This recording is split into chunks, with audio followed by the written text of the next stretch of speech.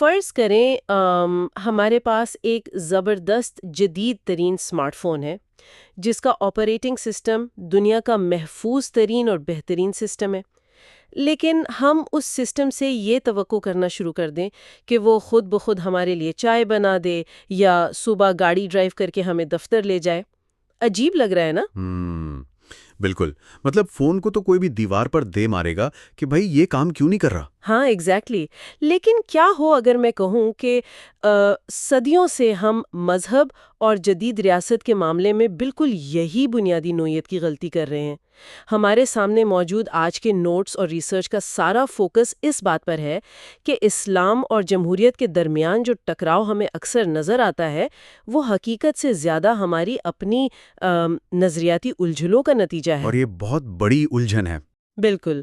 تو آج کے اس ڈیپ ڈائیو میں ہم غیر جانبدارانہ انداز میں اپنے ذرائع کی مدد سے اس بات کی گہرائی میں جائیں گے کہ کیا واقعی یہ دونوں نظام ایک دوسرے کی ضد ہے یا کہانی کچھ اور ہی ہے۔ چلیں اس کو سمجھنے کی کوشش کرتے ہیں۔ ہم نے بچپن سے اسکول کی کتابوں سے لے کر ٹی وی کے مباحثوں تک ایک جملہ بہت کثرت سے سنا ہے کہ اسلام ایک مکمل ضابطہ حیات ہے۔ لیکن رکو، مجھے یہاں تھوڑا اختلاف کرنے دیں۔ اچھا، اختلاف کیسا؟ مطلب عام فہم میں اس کا مطلب تو یہی لیا جاتا ہے کہ مذہب نے ریاست چلانے کا یا معیشت چلانے کا کوئی پورا دستور یا ٹیکنیکل مینوئل ہمیں دے دیا ہے، لیکن ہمارے ذرائع کچھ اور ہی کہانی سنا رہے ہیں۔ بالکل، اور یہی وہ نقطہ ہے جہاں سے یہ ساری الجھن شروع ہوتی ہے۔ مطلب اگر ہم تاریخ کی اوراق پلٹیں تو معلوم ہوتا ہے کہ یہ اصطلاح یعنی یہ جو مکمل ضابطہ حیات والی بات ہے نا، یہ اتنی قدیم نہیں ہے جتنا ہم عموماً فرض کر لیتے ہیں۔ واقعی؟ تو یہ کب شروع ہوئی؟ ماخذ بتاتا ہے کہ یہ بنیادی طور پر 20ویں صدی میں جو اسلامی نشاط الثانیہ کی تحریکیں تھیں ان کی طرف سے وضع کی گئی ایک اصطلاح تھی۔ یہ وہ دور تھا جب دنیا میں کیپٹلزم اور کمیونزم جیسے بڑے ہماگیر مغربی نظریات کا غلبہ ہو رہا تھا، تو ان نظریات کے ایک رد عمل کے طور پر مطلب ان کو کاؤنٹر کرنے کے لیے یہ بیانیہ سامنے آیا۔ جی بالکل، یہ بیانیہ سامنے آیا کہ ہمارے پاس بھی ایک مکمل اور جامع نظام موجود ہے۔ اب مسئلہ یہ ہے کہ یہ اصطلاح ایک لحاظ سے تو 100% درست ہے، لیکن ایک دوسرے زاویے سے اس نے بہت سی غلط فہمیوں کو بھی جنم دیا ہے۔ ایک منٹ، اگر یہ درست ہے تو پھر غلط فہمی کیسی؟ مطلب ایک طرف آپ کہہ رہے ہیں کہ یہ درست بھی ہے اور دوسری طرف یہ الجھن بھی پیدا کر رہی ہے، اس کو تھوڑا واضح کریں، درست کیسے ہے؟ دیکھیں، درست یہ اس معنوں میں ہے کہ اسلام انسان کو زندگی کے ہر پہلو کے لیے غیر متزلزل اخلاقی اصول فراہم کرتا ہے۔ یہ محض چند عبادات کا مجموعہ نہیں ہے۔ صحیح۔ یہ ہمارے عقائد، ہماری اخلاقیات جس میں حیا، سچائی، عدل و انصاف شامل ہیں، اس کے علاوہ خاندانی قوانین اور حلال و حرام کی نہایت واضح اور سخت حدود طے کر دیتا ہے۔ بالکل، وہ باؤنڈریز تو ڈیفائنڈ ہے نا؟ اس کا مطلب یہ ہے کہ ایک انسان چاہے مسجد میں ہو، بازار میں تجارت کر رہا ہو یا پارلیمنٹ میں بیٹھ کر سیاسی فیصلے کر رہا ہو، وہ ان الہی اور اخلاقی حدود کو پار نہیں کر سکتا۔ اگر وہ عدل کا دامن چھوڑے گا تو وہ ان حدود سے باہر ہو جائے گا۔ تو اس حد تک مکمل ضابطہ حیات کا دعویٰ بالکل بجائے، کیونکہ اخلاقی فریم ورک واقعی مکمل ہے۔ اچھا، تو اخلاقی فریم ورک اور حدود واضح ہیں، لیکن اگر میں عام آدمی کے ذہن سے سوچوں تو میں کہوں گی کہ اگر ضابطہ مکمل ہے تو پھر اس میں یہ بھی تو لکھا ہونا چاہیے نا کہ اسٹیٹ بینک کا نظام کیسے چلے گا یا پارلیمنٹ کے ارکان کی تعداد کتنی ہوگی۔ بالکل، لوگ یہی تو سوچتے ہیں۔ ہاں، تو غلط فہمی وہیں سے پیدا ہوتی ہے نا، جب ہم ان ٹیکنیکی باتوں کا جواب بھی مذہب سے مانگنا شروع کر دیتے ہیں۔ آپ نے بالکل صحیح نشاندہی کی۔ غلطی عین اسی مقام پر ہوتی ہے جب لوگ یہ فرض کر لیتے ہیں کہ اسلام نے لازماً ریاست کا کوئی مروجہ ٹیکنیکل ڈھانچہ یا معیشت کے پیچیدہ حساب کتاب والے فارمولے یا سائنس اور دنیاوی نظم و نسق کی تمام چھوٹی بڑی جزیات بھی پہلے سے طے کر کے دے دی ہیں۔ مقالے میں یہ بات بڑی صراحت سے بیان کی گئی ہے کہ قرآن مجید کا یا دین کا جو اصل ہدف ہے نا، وہ انسان کا تزکیہ نفس ہے۔ تزکیہ نفس یعنی اپنے آپ کو اندر سے پاک کرنا؟ جی، انسان کی روحانی پاکیزگی، اس کے اخلاق کی درستگی اور اس کی آخرت کی کامیابی۔ جہاں تک دنیاوی معاملات، سائنس اور انتظامی امور کا تعلق ہے تو وہ انسان کی اپنی عقل، اس کے تجربے اور وقت کے ساتھ ہونے والے ارتقاء پر چھوڑ دیے گئے ہیں، بشرط صرف اتنی ہے کہ جو بھی نیا نظام بنے وہ ان وسیع اخلاقی حدود کے اندر رہے۔ تو اس کا مطلب ہے کہ ہم نے مذہب کو کچھ اور ہی سمجھ لیا ہے۔ اگر ہم اس کو اسی اسمارٹ فون والی تمثیل سے جوڑیں تو یہ کچھ ایسا ہے کہ دین دراصل ایک آپریٹنگ سسٹم یا او ایس کی طرح ہے۔ ہاں، یہ بہت اچھی مثال ہے۔ مطلب آپریٹنگ سسٹم کا کام یہ نہیں ہوتا کہ وہ ہمارے لیے کوئی اسپریڈ شیٹ بنائے یا تصویریں ایڈٹ کرے، اس کا کام تو ڈیوائس کو بنیادی سیکیورٹی پروٹوکالز فراہم کرنا ہے۔ وہ ایک محفوظ ماحول بناتا ہے کہ وائرس نہ آئے۔ بالکل ایسا ہی ہے۔ اب ریاست کا جو ڈھانچہ ہے یا معیشت چلانے کے جو نت نئے ماڈلز ہیں، وہ تو ہم انسانوں نے اپنی ضرورت کے مطابق ایپس کی صورت میں خود بنانے ہیں۔ کیا میں اس کو اس طرح سمجھ سکتی ہوں؟ یہ تمثیل بالکل فٹ بیٹھتی ہے۔ او ایس آپ کو یہ نہیں بتائے گا کہ کون سی ایپ بنانی ہے اور اس کا ڈیزائن کیسا ہوگا۔ وہ صرف یہ یقینی بنائے گا کہ کوئی بھی ایپ اتنی خطرناک نہ ہو کہ وہ پورے سسٹم کو ہی کریش کر دے۔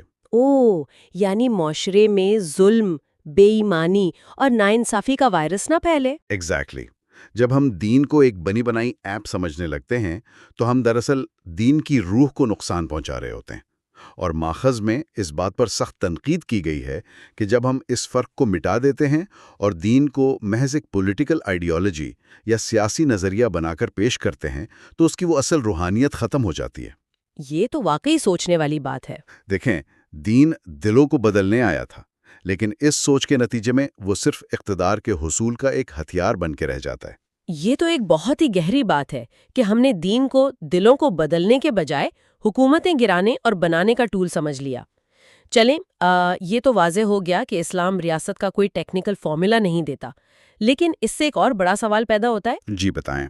اگر اسلام کا اپنا کوئی فکسڈ سیاسی ماڈل نہیں ہے تو پھر ہم ہر طرف یہ کیوں سنتے ہیں کہ جمہوریت اور اسلام ایک دوسرے کی ضد ہے؟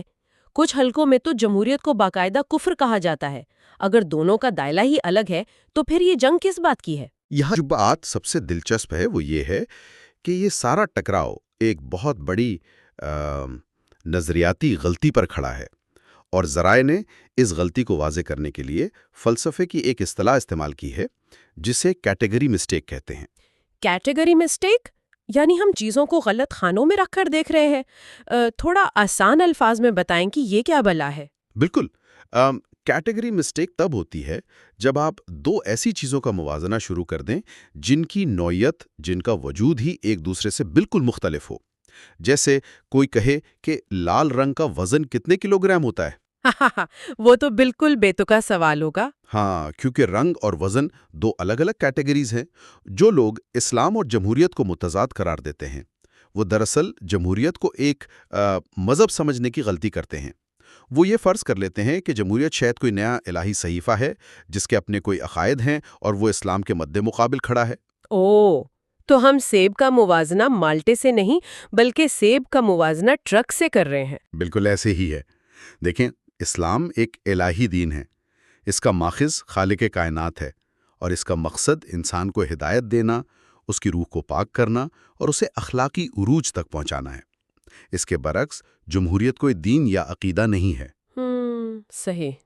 جمہوریت محض صدیوں کی انسانی تاریخ، جنگوں، ٹھوکروں اور تجربات کے بعد نکالا گیا ایک انتظامی طریقہ کار ہے۔ یہ ایک میکانزم ہے ریاست کے روزمرہ امور کو چلانے کا۔ اس لیے یہ دونوں ایک دوسرے کے حریف یا ضد نہیں ہو سکتے۔ یعنی دونوں کے کام ہی الگ ہیں۔ بالکل۔ اسلام ہمیں وہ منزل یا مقصد دیتا ہے جیسے معاشرے میں عدل قائم کرنا، امانت داروں کو آگے لانا، اور جمہوریت ان مقاصد تک پہنچنے کی گاڑی فراہم کرتی ہے۔ تو اس سب کا مطلب کیا ہے؟ اس کا سیدھا سا مطلب یہ ہوا کہ جمہوریت محض ایک ٹول یا اوزار ہے، لیکن پھر مجھے ایک اور الجھن ہو رہی ہے۔ کیسی الجھن؟ اگر یہ محض ایک اوزار ہے، ایک مشینری ہے، تو کیا ہم اس مشینری کو جس طرح چاہیں استعمال کر سکتے ہیں؟ میرا مطلب ہے، اگر ایک گاڑی ہے تو کیا اس کا ڈرائیور اسے فٹ پاتھ پر چڑھا سکتا ہے؟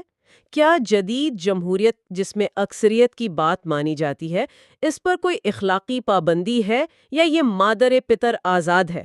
آپ نے بالکل درست سوال اٹھایا۔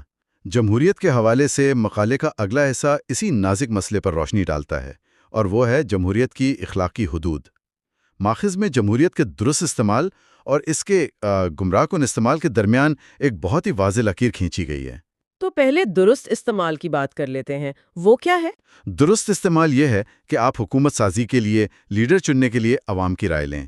اس کا فائدہ یہ ہے کہ اقتدار کی منتقلی پرامن طریقے سے ہو جائے گی اور سڑکوں پر خون ریزی نہیں ہوگی۔ ہاں، جو کہ تاریخ میں ہم اکثر دیکھتے آئے ہیں۔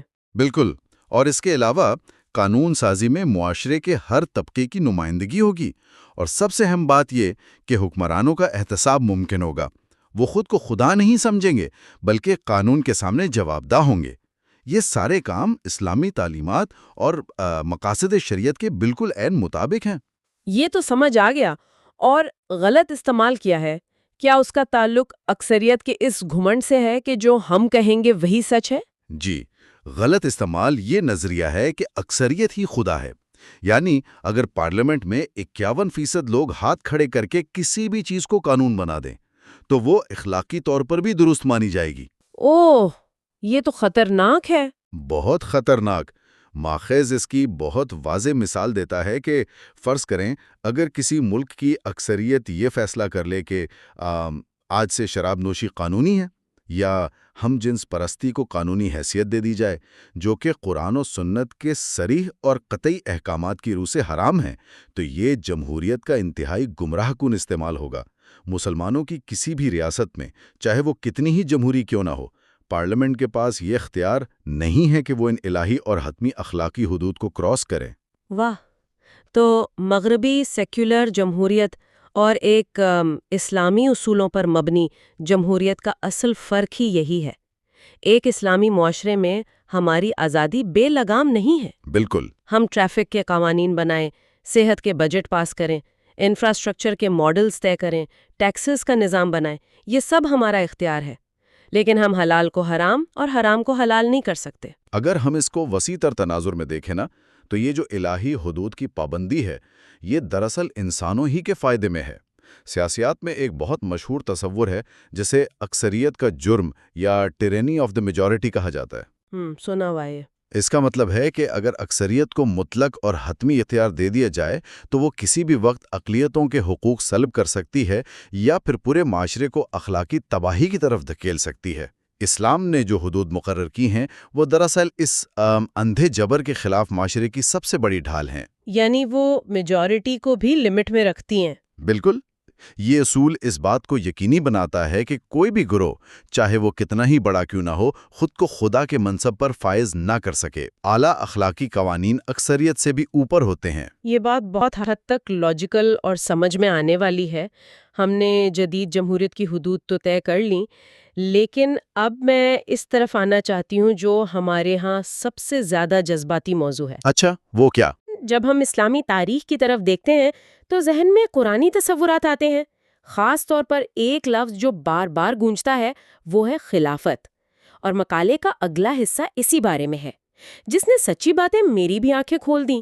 ہم ہمیشہ خلافت کو ایک خاص روایتی چشمے سے دیکھتے ہیں۔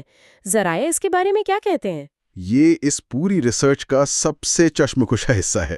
مقالے نے ان روایتی تصورات کا پردہ چاک کیا ہے جو صدیوں سے ذہنوں میں بٹھا دیے گئے ہیں۔ عام طور پر ہمارے معاشرے میں خلافت کو ایک مذہبی اور مقدس منصب سمجھا جاتا ہے۔ ہاں بالکل، لوگ تو یہی سمجھتے ہیں۔ لوگوں کا خیال ہے کہ خلیفہ شاید زمین پر اللہ کا کوئی ڈائریکٹ نمائندہ یا سایہ ہوتا ہے، بالکل اسی طرح جیسے قرون وسطی کے یورپ میں پوپ کا منصب ہوتا تھا۔ لیکن حیران کرنے والی بات یہ ہے کہ مقالہ بتاتا ہے کہ قرآن مجید اس طرح کے کسی بھی مخصوص مذہبی یا خاندانی منصب کی صریحاً نفی کرتا ہے۔ یہاں مجھے وہ ریفرنس یاد آ رہا ہے جو ماخذ میں دیا گیا ہے، سورۃ النور کی آیت 55 کا حوالہ۔ جی بالکل۔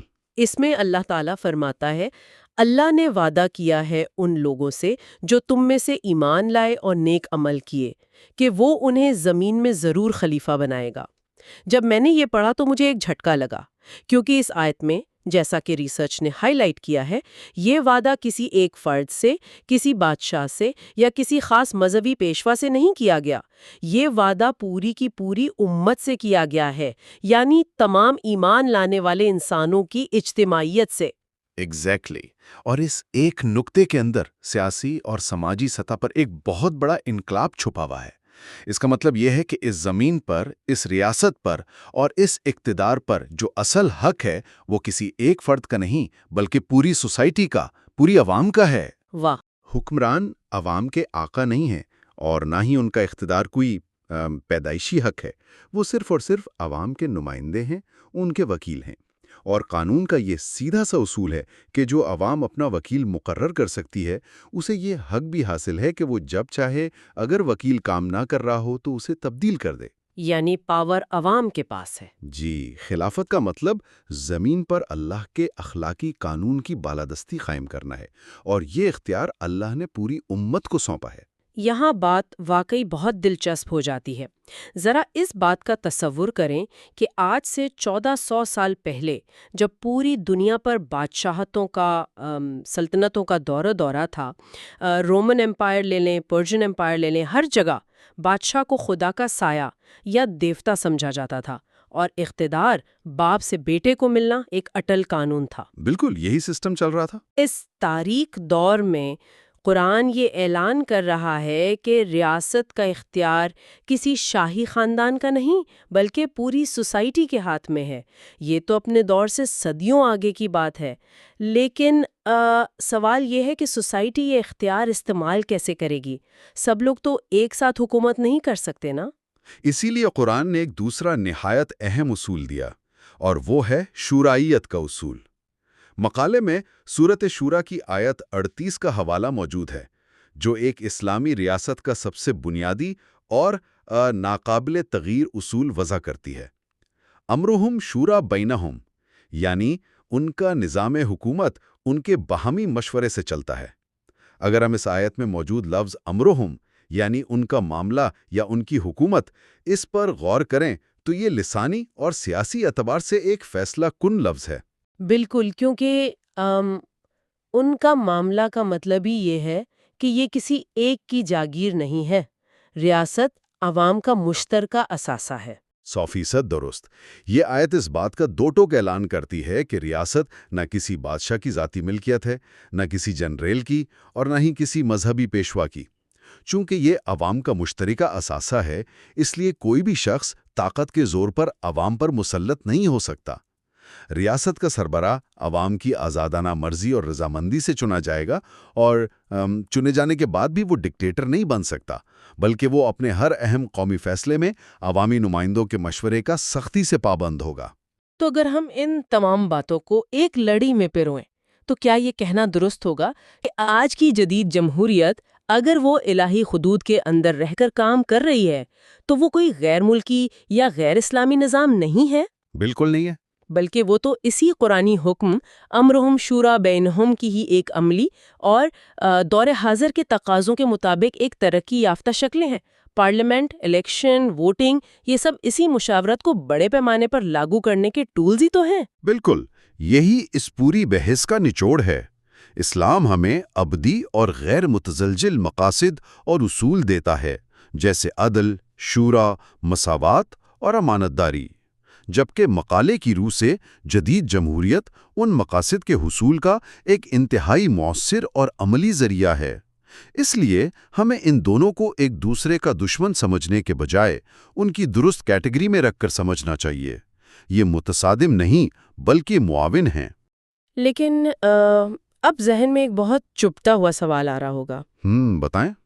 اگر قرآنی اصول اتنا جمہوری، اتنا عوامی اور اتنا انقلابی تھا تو پھر آج ہم یہ سب کیوں ڈسکس کر رہے ہیں؟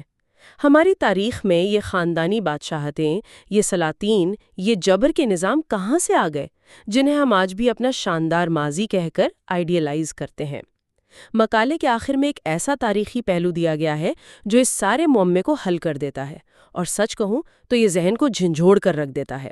جی، اور یہ تاریخ کا وہ تلخ سچ ہے جس کا سامنا کیے بغیر ہم آگے نہیں بڑھ سکتے۔ مقالہ بتاتا ہے کہ خلفائے راشدین کا دور اسی شورائیت، اسی عوامی رضامندی اور جواب دہی کی سب سے بہترین عملی اور روشن مثال تھا۔ اس دور میں بیعت یعنی عوام کی رضامندی کے بغیر کوئی شخص مسند اقتدار پر نہیں بیٹھ سکتا تھا۔ تو پھر گڑبڑ کہاں ہوئی؟ ان کے فوراً بعد تاریخ کا ایک بہت بڑا المیہ رونما ہوا۔ ملوکیت یعنی خاندانی اور جابرانہ بادشاہت قائم ہو گئی۔ مسلمانوں کے ہاتھ سے اقتدار چھین لیا گیا اور انہوں نے دھیرے دھیرے شرعیت کے اس عظیم قرآنی اصول کو بھلا دیا۔ اور سب سے حیران کن بلکہ تکلیف دہ بات جو اس ماخذ میں لکھی ہے وہ یہ ہے کہ ان بادشاہوں نے اپنے اس غاصبانہ قبضے، اپنے جبر اور خاندانی بادشاہت کو عوام کی نظروں میں مقدس اور جائز قرار دینے کے لیے ایک بہت بڑا دھوکہ دیا۔ جی بالکل۔ انہوں نے اپنی بادشاہتوں کے لیے خلافت کا ٹائٹل اور نام استعمال کرنا شروع کر دیا۔ انہوں نے دین کی ایک خالص اصطلاح کو اپنے اقتدار اور سیاسی مفادات کے لیے ہائی جیک کر لیا تاکہ کوئی ان کے خلاف آواز نہ اٹھا سکے۔ اور یہی وہ مقام ہے، یہی وہ تاریخی دھوکہ ہے جہاں سے وہ تمام غلط فہمیاں پیدا ہونا شروع ہوئیں جنہوں نے آج تک ہمیں الجھا رکھا ہے۔ ہم نے ان بادشاہوں کے مسلط کردہ نظام کو ہی دین سمجھنا شروع کر دیا۔ بالکل، اور یہی وہ مقام ہے جہاں آج کی اس گہری گفتگو کو اختتام کی طرف لے جاتے ہوئے ہم سب کے لیے سوچنے کی ایک بہت بڑی بات چھوڑنا چاہتے ہیں۔ آج کے اس جدید دور میں جب ہم اکثر کسی روایتی یا پرانے طرز حکومت کی شان و شوکت کی کہانیاں سنتے ہیں یا لاشعوری طور پر کسی ایسے نظام کی طرف پلٹنے کی خواہش ظاہر کرتے ہیں جہاں ایک ہی شخص کے پاس ساری طاقت ہو، جو کہ اکثر ہوتا ہے، تو یہ سوال ہمیں خود سے ضرور پوچھنا چاہیے، کیا ہم واقعی قرآن کے دیے گئے اس مثالی تصور کی طرف لوٹنا چاہ رہے ہیں جہاں اختیار پوری عوام کے پاس ہو اور فیصلے باہمی مشاورت سے ہوں، یا کہیں ایسا تو نہیں کہ ہم محض ناسمجھی اور تاریخی رومانوی پن میں ان بادشاہوں اور ڈکٹیٹروں کے مسلط کردہ اس استبدادی نظام کو ہی اپنا آئیڈیل مان بیٹھے ہیں جنہوں نے محض اپنے تخت کو بچانے کے لیے مذہب کے نام اور خلافت کی اصطلاح کا بے دریغ استعمال کیا؟ یہ واقعی بہت گہرا سوال ہے۔ بالکل، اور یہ ایک ایسا سوال ہے جس پر ہم سب کو تنہائی میں انتہائی سنجیدگی سے غور کرنا چاہیے۔